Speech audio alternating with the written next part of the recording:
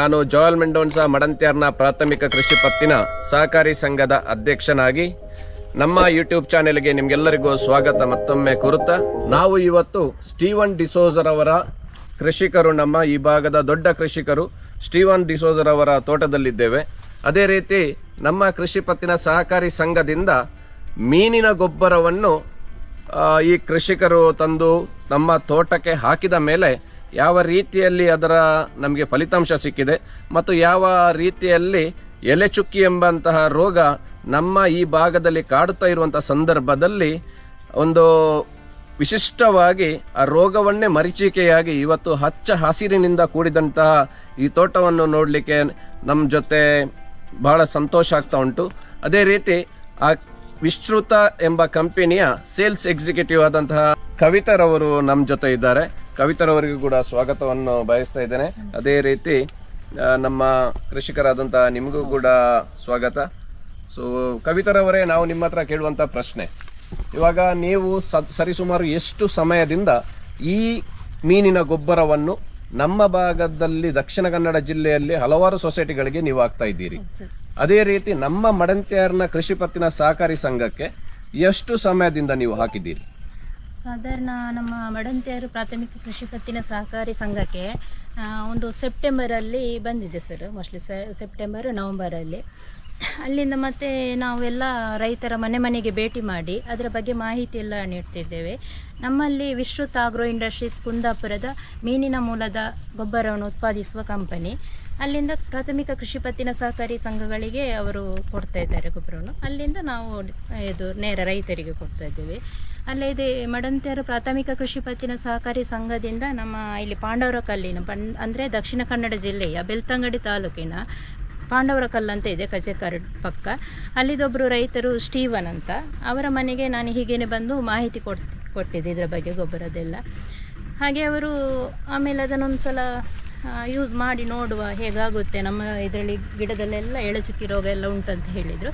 ಅವರಿಗೆ ನಾನು ನಮ್ಮ ಕುಂದಾಪುರ ಕಂಪನಿಯ ಮೀನಿನ ಮೂಲದ ಗೊಬ್ಬರ DIP ಬೂಸಿಡಿ ಫ್ರೋಮ್ ಅಂತ DIP ಕಂಟೆಂಟ್ ಪ್ಯೂರ್ಲಿ ಆರ್ಗ್ಯಾನಿಕ್, ಆಮೇಲೆ NPK, ಆಮೇಲೆ ಪೊಟ್ಯಾಶ್, 3 ಟೈಪಿನ ಗೊಬ್ಬರ ಬರ್ತದೆ.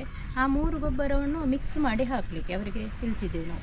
ಅಂದರೆ ಸಾಧಾರಣ 1 ವರ್ಷಕ್ಕಿಂತ ಮೇಲಿನ ಗಿಡಕ್ಕೆ 3 ಗೊಬ್ಬರವನ್ನು ಕೂಡ ಮಿಕ್ಸ್ ಮಾಡಿ 1 kg 1ರಿಂದ 2 kg ಕೊಡ್ಬೋದು ಅಂತ ಅವರ ಹತ್ರ ಹೇಳಿದ್ದೀವಿ ನಾವು. ಮತ್ತು ಸಣ್ಣ 1 ವರ್ಷದ ಒಳಗಿನ ಗಿಡಕ್ಕೆ ಆದರೆ ಒಂದು ಅರ್ಧ kg 3ಅನ್ನು ಮಿಕ್ಸ್ ಮಾಡಿ ಕೊಡಬೇಕಂತ ಹೇಳಿದ್ದೇವೆ. ಸೊ ರೈತರ ಹತ್ರ ಕೇಳಿ ಅವರು ಎಷ್ಟು ಪ್ರಮಾಣದಲ್ಲಿ ಕೊಟ್ಟಿದ್ದಾರೆ ಏನಂತ. ಬಹಳ ಸಂತೋಷ ಆಗ್ತಾ ಉಂಟು. ಸ್ಟೀವನ್ ರವರೇ, ನೀವು ಈ ಒಂದು ಬೂಸಿರಿ ಏನು ನಮ್ಮ ಮೀನಿನ ಗೊಬ್ಬರವನ್ನು ನಮ್ಮ ಮಡಂತ್ಯಾರು ಸೊಸೈಟಿಯಿಂದ ತಂದು ನೀವು ಈ ನಿಮ್ಮ ಗಿಡಗಳಿಗೆ ಹಾಕಿದ ಮೇಲೆ ಅದರಿಂದ ಆದಂತಹ ನಿಮಗೆ ಲಾಭ ಮತ್ತು ಅದಕ್ಕಿಂತ ಮುಂಚೆ ಯಾವ ರೀತಿಯಲ್ಲಿ ಈ ತೋಟ ಇತ್ತು? ನೀವು ಹೇಳಿದ್ರೆ ಎಲೆ ಚುಕ್ಕಿ ಎಂಬಂತಹ ರೋಗ ಸಿಕ್ಕಾಪಟ್ಟೆ ನಮಗೆ ಈ ಭಾಗದಲ್ಲಿ ಕಾಡ್ತಾ ಇತ್ತಂತ. ಆದ್ರೆ ಇವಾಗ ನೋಡುವಾಗ ಯಾವ ಗಿಡದಲ್ಲಿಯೂ ಕೂಡ ನಮಗೆ ಎಲೆ ಚುಕ್ಕಿ ರೋಗ ಕಾಣ್ತಾ ಇಲ್ಲ. ಈ ಮೀನಿನ ಗೊಬ್ಬರ ನಮ್ಮ ಮಡಂತ್ಯಾರ್ನ ಸೊಸೈಟಿಗೆ ಬಂದಂತ ಸಂದರ್ಭದಲ್ಲಿ ನಮ್ಮ ಕವಿತಾರವರು ಬಂದು ನಿಮಗೆ ಅಪ್ರೋಚ್ ಆದ ಮೇಲೆ ನೀವು ಪ್ರಥಮ ಗ್ರಾಹಕರು. ಸರಿಸುಮಾರು ಎಷ್ಟು ನೀವು ಗೋಣಿ ಚೀಲಗಳನ್ನು ತಂದಿದ್ದೀರಿ? ನಾನು 40 ಗೋಣಿ ಚೀಲಗಳನ್ನು ತಗೊಂಡಿದ್ದೇನೆ ಫಸ್ಟಿಗೆ. ಫಸ್ಟಿಗೆ 33 ಗೋಣಿ ಚೀಲ ತಗೊಂಡು ಆಮೇಲೆ 7 ಮತ್ತೆ ಖರೀದಿ ಮಾಡಿ 40 ಗೋಣಿ ಚೀಲ ಕಡಿಮೆ ಆದದಕ್ಕೆ ಪುನಃ 7 40, ಸರಿಸುಮಾರು 40 ಗೋಣಿಗಳನ್ನು ನೀವು ತಂದು 40 ಚೀಲಗಳು ಗೊಬ್ಬರವನ್ನು ತಂದು ನಿಮ್ಮ ಈ ಭಾಗದ ಎಲ್ಲ ಅಡಿಕೆ ಗಿಡಗಳಿಗೆ ನೀವು ಹಾಕಿದ್ದೀರಿ. ಇವಾಗ ನಿಮ್ಗೆ ನಮ್ಮ ಈ ಮಡಂತ್ಯಾರು ಪ್ರಾಥಮಿಕ ಕೃಷಿ ಪತ್ತಿನ ಸಹಕಾರಿ ಸಂಘದಿಂದ ನೀವು ಈ ಗೊಬ್ಬರವನ್ನು ತರುವುದಕ್ಕಿಂತ ಮುಂಚೆ ನಿಮ್ಮ ಅಡಿಕೆ ಗಿಡಗಳು ಯಾವ ರೀತಿಯಲ್ಲಿದ್ದು? ಅಡಿಕೆ ಗಿಡ ಅಂದ್ರೆ ಬೆಳವಣಿಗೆ ತುಂಬಾ ಕಮ್ಮಿ ಇತ್ತು, ಮತ್ತೆ ಎಲ್ಲ ಕೆಂಪಾಗಿತ್ತು. ನಮ್ಮ ಈ ಎಲ್ಲ ಸೋಗೆ ಅಂತ ಹೇಳ್ತಾರಲ್ಲ, ಅದೆಲ್ಲ ಕೆಂಪಾಗಿತ್ತು. ಆಮೇಲೆ ಎಲೆ ಚುಕ್ಕಿ ರೋಗಗಳು ತುಂಬಾ ಇತ್ತು, ತುಂಬಾ ಗಿಡದಲ್ಲಿ ಎಲೆ ಚುಕ್ಕಿ ರೋಗ ಇತ್ತು.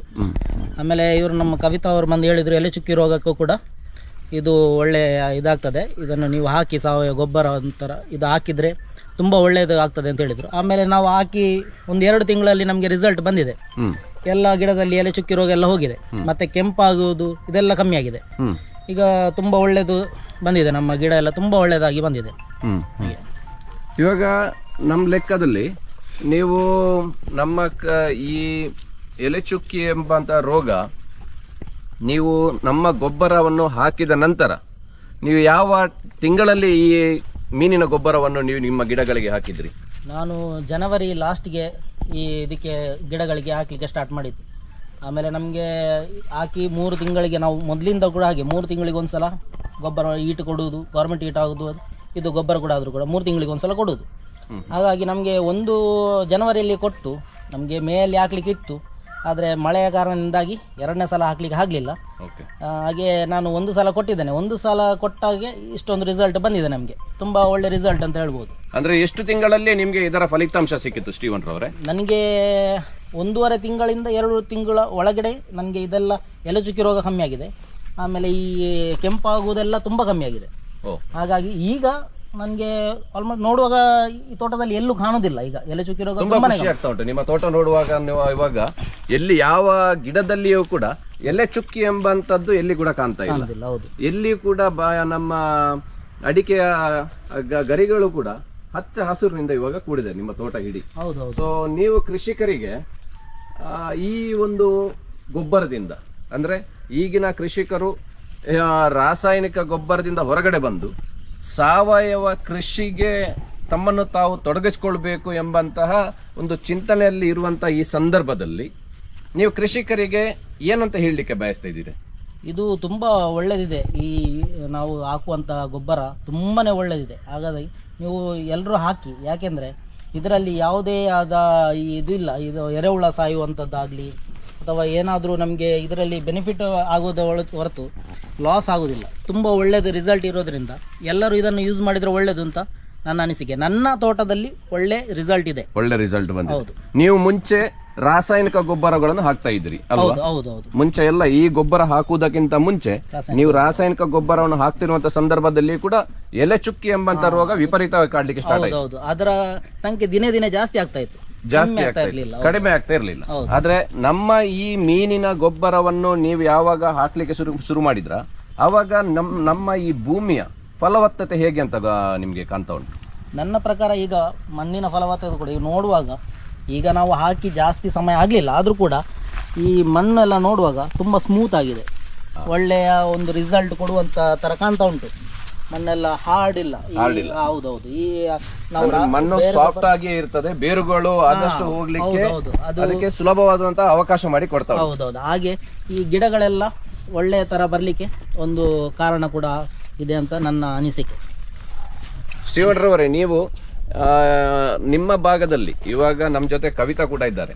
ಈಗ ಕೇವಲ ಅಡಿಕೆ ಕೃಷಿಗೆ ಅಂತ ಮಾತ್ರವಲ್ಲ, ಈಗ ಮನೆಯಲ್ಲಿ ನಮ್ಮ ಒಂದು ಪ್ರಾಥಮಿಕ ಕೃಷಿ ಪತ್ತಿನ ಸಹಕಾರ ಸಂಘದಿಂದ ನಮ್ಮ ಒಂದು ದೂರದೃಷ್ಟಿಯ ಆಲೋಚನೆ ಏನಂತ ಹೇಳಿದ್ರೆ, ಪ್ರತಿಯೊಬ್ಬರ ಮನೆಯಲ್ಲಿಯೂ ಕೂಡ ಮನೆಗೆ ಬೇಕಾಗಿರುವಂತಹ ತರಕಾರಿಯನ್ನು, ನಾವು ದಿನನಿತ್ಯ ಬೆಳೆಸುವಂತಹ ತರಕಾರಿಯನ್ನು ಕೂಡ ನಮಗೆ ಎಷ್ಟು ಬೇಕು ಆಗಿರ್ಬೋದು, ಸ್ವಲ್ಪ ಅಲಸಂಡೆ, ಸ್ವಲ್ಪ ಬೆಂಡೆ, ಒಂದು ಸ್ವಲ್ಪ ಟೊಮೆಟೊ, ಸ್ವಲ್ಪ ಒಳ್ಳೆ ಮೆಣಸು, ಸ್ವಲ್ಪ ಕಾಳು ಇದು ಯಾವುದು ಮೆಣಸು, ಕ್ಯಾಪ್ಸಿಕಮ್ ಅಥವಾ ಪಾಲಕ್, ಇಂಥ ಸೊಪ್ಪು ತರಕಾರಿಗಳನ್ನು ನಮ್ಮ ಮನೆಯಲ್ಲೇ ಬೆಳೆಸಬೇಕಾದ್ರೆ ಈ ಸಾವಯವ ಗೊಬ್ಬರ ನಮಗೆ ಉಪಯೋಗ ಆಗುತ್ತೆ ಅಂತ ಭಾವಿಸುತ್ತಾ?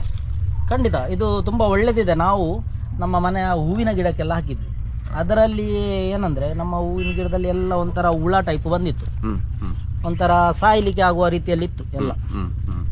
ನಾವು ಆಮೇಲೆ ಈ ಗೊಬ್ಬರ ಇಲ್ಲಿ ತಂದದ್ದು ಸ್ವಲ್ಪ ಹಾಕಿ ನೋಡುವ ಅಂತ ಅದಕ್ಕೆ ಸ್ವಲ್ಪ ಹಾಕಿದ್ವಿ.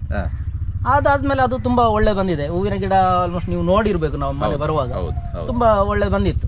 ಹಾಗೆ ಅದು ಇದು ರೀಸನ್ ನೋಡುವಾಗ ನನ್ನ ಪ್ರಕಾರ ಕೂಡ ಅದು ಪ್ರತಿಯೊಂದಕ್ಕೂ ಸೂಕ್ತ ಆಗ್ಬಹುದು ಅಂತ ನನ್ನ ಅನಿಸಿಕೆ. ಅದ್ಭುತವಾದಂತಹ ಅನಿಸಿಕೆ ನೀವು ನಮ್ಮ ಜೊತೆ ಹಂಚಿಕೊಂಡಿದ್ದೀರಿ ಸ್ಟೀವನ್ ರವರೇ. ನಿಮಗೆ ಅಭಿನಂದನೆ, ಧನ್ಯವಾದ. ಮಡಂತ್ಯಾರು ಪ್ರಾಥಮಿಕ ಕೃಷಿ ಪತ್ತಿನ ಸಹಕಾರಿ ಸಂಘದ ವತಿಯಿಂದ, ಆಡಳಿತ ಮಂಡಳಿಯ ವತಿಯಿಂದ ಕೂಡ ನಿಮಗೆ, ಒಬ್ಬ ಯುವ ಕೃಷಿಕರು ನೀವು, ರಾಸಾಯನಿಕ ಗೊಬ್ಬರದಿಂದ ಹೊರಗಡೆ ಬಂದು ಸಾವಯವ ಗೊಬ್ಬರಕ್ಕೆ ನೀವು ಈ ಸಂದರ್ಭದಲ್ಲಿ ಒತ್ತನ್ನು ಕೊಡುವಂತಹ ಈ ನಿಮ್ಮ ಒಂದು ಆಲೋಚನೆ, ಅದ್ಭುತವಾದಂತಹ ಆಲೋಚನೆ. ನಿಮಗೆ ಅಭಿನಂದನೆ ಈ ಹೊತ್ತಿನಲ್ಲಿ ನಾನು ಸಲ್ಲಿಸ್ತಾ ಇದ್ದೇನೆ. ನಿಮಗೂ ನಿಮ್ಮ ಪರಿವಾರಕ್ಕೂ ಒಂದು ಒಳ್ಳೆಯ ಒಂದು ದೇವರು ಅನುಗ್ರಹವನ್ನು ಕೊಡಲಿ. ನಿಮಗೆ ಸುಖ ಸಂಪತ್ತು ಮತ್ತು ಸಂತೋಷ, ನೆಮ್ಮದಿಯ ಈ ಕೃಷಿ ಜೀವನವನ್ನು ನಿಮಗೆ ಕೊಡಲಿ ಎಂದು ಮಡಂತ್ಯಾರ್ನ ಪ್ರಾಥಮಿಕ ಕೃಷಿ ಪತ್ತಿನ ಸಹಕಾರಿ ಸಂಘದ ವತಿಯಿಂದ ನಿಮಗೆ ಅಭಿನಂದಿಸಲಿಕ್ಕೆ ಇಚ್ಛೆ ಪಡ್ತಾ ಇದ್ದೇನೆ.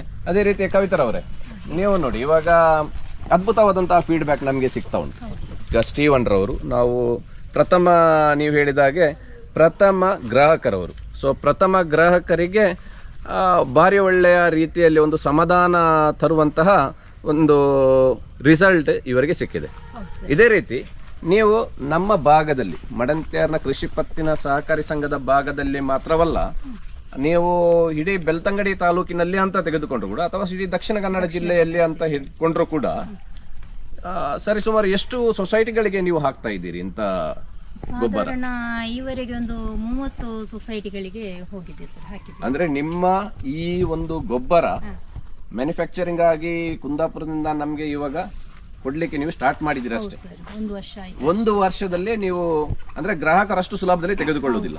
ಕಣ್ಣಾರೆ ಕಂಡು ಕಿವಿಯಾರೆ ಕೇಳಿ ಅದನ್ನು ಕರೆಕ್ಟ್ ಆಗಿ ಅನಲೈಸ್ ಮಾಡಿದ ಮೇಲೆ ಮಾತ್ರ ಕೃಷಿಕರು ಅದನ್ನು ತೆಗೆದುಕೊಳ್ತಾರೆ. ಇಲ್ಲದ್ರೆ ಅಷ್ಟು ಸುಲಭದಲ್ಲಿ ಕೃಷಿಕರು ಒಪ್ಕೊಳ್ಳುವುದಿಲ್ಲ. ಈ ಸಂದರ್ಭದಲ್ಲಿ ಕೃಷಿಕರು ನೋಡಿ, ಇಂಥ ಒಂದು ಒಳ್ಳೆಯ ರಿಸಲ್ಟ್ ಅನ್ನು ನೀವು ಜನರಿಗೆ ತೋರಿಸುವಂತ ಸಂದರ್ಭದಲ್ಲಿ ನೀವು ಎಷ್ಟು ಕೃಷಿಕರಿಗೆ ನಿತ್ಯವಾಗಿ ನೀವು ಕೃಷಿಕರನ್ನು ಸಂಪರ್ಕ ಮಾಡ್ತಾ ಇದ್ದೀರಿ? ನಾವೊಂದು ಡೈಲಿ ಒಂದು 25 ಇಂದ 30 ಅಂದ್ರೆ 25ರಿಂದ 30 ಫಾರ್ಮರ್ಸ್ ಮನೆಗೆ ವಿಸಿಟ್ ಮಾಡ್ತೀವಿ ಸರ್. ವಿಸಿಟ್ ಮಾಡ್ತಾ ಇದ್ದೀರಿ. ಹೌದು ಸರ್. ಸೊ ಇವಾಗಲೇ ನಮ್ಮ ಮಡಂತ್ಯರಿಂದ ಇವಾಗ 1 ಲೋಡ್ ಖಾಲಿಯಾಗಿ 2ನೇ ಲೋಡ್ ಅನ್ನು ನೀವು ಹಾಕಿದ್ದೀರಿ. ಮಳೆಯ ಕಾರಣದಿಂದ ಈಗ ಸ್ವಲ್ಪ ಕೃಷಿಕರು ಹಾಕ್ತಾರೆ, ಯಾಕೆ ವಿಪರೀತ ಮಳೆ ಉಂಟು. ಮತ್ತೆ ಕೂಡ ನಮಗೆ ಇವಾಗ ಸಿಕ್ಕಾಪಟ್ಟೆ ಡಿಮಾಂಡ್ ಬಂದಿದೆ ಇವಾಗ. ಸೊ ಅದೇ ರೀತಿ ಈ ಮೀನಿನ ಗೊಬ್ಬರ ಹೊರತುಪಡಿಸಿ ಬೇರೆ ಯಾವುದು ಸಾವಯವ ಗೊಬ್ಬರ ನಿಮ್ಮ ವಿಸ್ತೃತ ಆಗ್ರೋ ಇಂಡಸ್ಟ್ರಿಯಲ್ಲಿ ಉಂಟು? ನಮ್ಮ ಕಂಪನಿಯಲ್ಲಿ ಅಂದ್ರೆ ಮರೀನಾ ಪ್ಲಸ್ ಅಂತ ಲಿಕ್ವಿಡ್ ಕೂಡ ಇದೆ ಸರ್, ಸೇಮ್ ಮೀನಿನ ಮೂಲದ್ದೇ ಆಯಿಲ್ ಅದು. ಅದು ಕೂಡ ತುಂಬಾ ಪರಿಣಾಮಕಾರಿಯಾಗಿದೆ, ಒಳ್ಳೆ ರಿಸಲ್ಟ್ ಬಂದಿದೆ. ಆಲ್ರೆಡಿ ಯೂಸ್ ಮಾಡಿದ ಕಸ್ಟಮರ್ ಇದು ನಮ್ಮ ಈ ಭಾಗದಲ್ಲೇ ಇದ್ದಾರೆ, ನಮ್ಮ ಪಾಂಡವರಕಲ್ಲು ಇಲ್ಲೆಲ್ಲ. ಅದಂದ್ರೆ ಆ ಲಿಕ್ವಿಡ್ ಅನ್ನು ಯಾವ್ದಕ್ಕೆ ಯೂಸ್ ಮಾಡ್ತಾರೆ? ಆಲ್ ಕ್ರಾಪ್ಗೆ ಸರ್ ಇದೆ. ಆಮೇಲೆ ಇದು ಟಾರ್ಪಲಿನ್ ಕೂಡ ಇದೆ ನಮ್ಮಲ್ಲಿ, ಮತ್ತೆ ಬಾಕಿ ಇನ್ಸ್ಟ್ರೂಮೆಂಟ್ ಕೂಡ ಇದೆ ಸರ್. ಅಂದ್ರೆ ಮತ್ತೆ ಅದ್ರ ಜೊತೆಗೆ ಇನ್ನೊಂದು ಇಲ್ಲಿ 3 ಬಗೆ DAP, NPK, ಪೊಟ್ಯಾಷಿಯಂ ಅಂತ ಕೊಟ್ಟಿದ್ದೀವಿ. ಅದರಲ್ಲಿ ಫಿಶ್ ಮೀಲ್, ಬೋನ್ ಮೀಲ್ ಅಂತ ಕೂಡ ಇದೆ ಸರ್. ಕೆಲವೊಂದು ಸೊಸೈಟಿಯಲ್ಲಿ ಫಿಶ್ ಮೀಲ್, ಬೋನ್ ಮೀಲ್ ಮತ್ತೆ ಇದು NPK 2 ಕಾಂಬಿನೇಷನ್ ಮಾತ್ರ ಕೊಟ್ಟಿದ್ವಿ ನಾವು. ಅದನ್ನೇ ಯೂಸ್ ಮಾಡ್ತಾರೆ ಕೆಲವರು.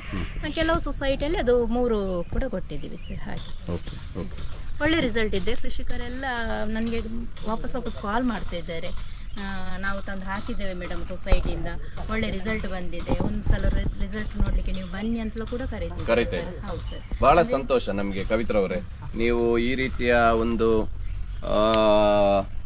ಒಂದು ಹೆಣ್ಣಾಗಿ ನೀವು ಪ್ರತಿಯೊಬ್ಬರ ಮನೆಗೆ ಹೋಗಿ ನೀವು ಇದನ್ನು ಮಾರ್ಕೆಟಿಂಗ್ ಅಂತಲ್ಲ, ನಿಮ್ಮದೇ ಮನೆಯಲ್ಲಿ ನೀವು ಉಪಯೋಗ ಮಾಡಿ ಅದರ ರಿಸಲ್ಟ್ ಅನ್ನು ನಿಮಗೆ ಸಿಕ್ಕಿದ ಮೇಲೆ ಬೇರೆ ಕೃಷಿಕರಿಗೆ ನೀವು ಇದನ್ನು ಕೊಡುವಂತ ಕೆಲಸ ಮಾಡ್ತಾ ಇದ್ದೀರಿ. ಸಮಾಜಕ್ಕೆ ಒಂದು ಒಳ್ಳೆಯ ರೀತಿಯಲ್ಲಿ ಸಂದೇಶವನ್ನು ಕೂಡ, ಸಾವಯವ ಕೃಷಿ ಮಾಡಿದ್ರೆ ಯಾವ ರೀತಿಯಲ್ಲಿಯೂ ಕೂಡ ನಮ್ಮ ಕೃಷಿ ಉನ್ನತ ಮಟ್ಟಕ್ಕೆ ಬೆಳೆಸಲಿಕ್ಕೆ ಸಾಧ್ಯ ಉಂಟು ಎಂಬಂತ ಸಮಾಜಕ್ಕೆ ಕೂಡ ಒಳ್ಳೆಯ ಸಂದೇಶವನ್ನು ಕೊಡ್ತಾ ಇದ್ದೀರಿ.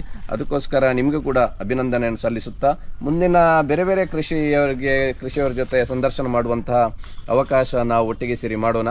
ಊರಿನ ಎಲ್ಲ ಜನರಿಗೆ, ಕೃಷಿಕರಿಗೆ ಇದರ ಪ್ರಯೋಜನವನ್ನು ಹಂಚುವಂತ ಕೆಲಸವನ್ನು ಮಾಡೋಣ ಅಂತ ಹೇಳುತ್ತಾ ನಿಮಗೂ ಧನ್ಯವಾದಗಳು.